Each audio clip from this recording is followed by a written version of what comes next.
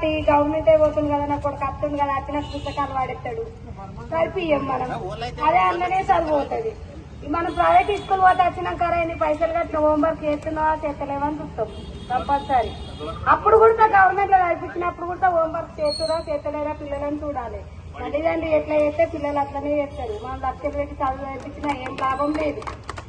Government school అలానే చదివియాలి. కానీ మనం కంపల్సరీ నేను ఈ స్కూల్లో 10 సంవత్సరాలు అండిపెట్టిన, నాకు తెలుసు. 10 సంవత్సరాలు గొల్లపల్లిలో ఈ స్కూల్లో అండిపెట్టిన. పిల్లలు ఎట్లా ఉంటారు అన్నీ తెలుసు. కానీ మనం ఇప్పుడు ఎట్లా అవుతుందంటే పిల్లలు ప్రైవేట్ స్కూళ్ళలో పోయే వరకల్లా బాత్రూమ్లు సరిగా లేక, నీళ్లు సరిగా లేక, సాలు కుర్చీల మీద కూర్చొని కూరుకోవడము ఇట్లా బాగా చాలా జరుగుతుంది. అట్లా అయి మనం దొరిక ప్రైవేట్ స్కూల్ తోలిస్తున్నాం. ప్రైవేట్ స్కూల్ తోలిచ్చే వరకు ఏమైతుంది, అరే నా కొడుకు బాగా చదువుతుంది కదా, ప్రైవేట్ స్కూల్ పోతుంది కదా, మన పైసలు పోతే అదే దాంట్లోకి వెళ్ళాలి. మనకి ఇటుకొచ్చిన కళ్ళనే ఉండదు, 5 గంటల దాకా పోతాడు అని ఇట్లా అంటున్నాం.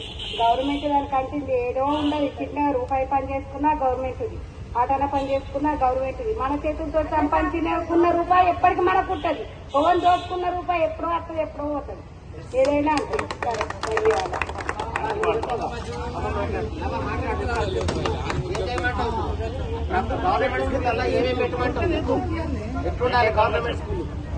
అన్నా మంచిగా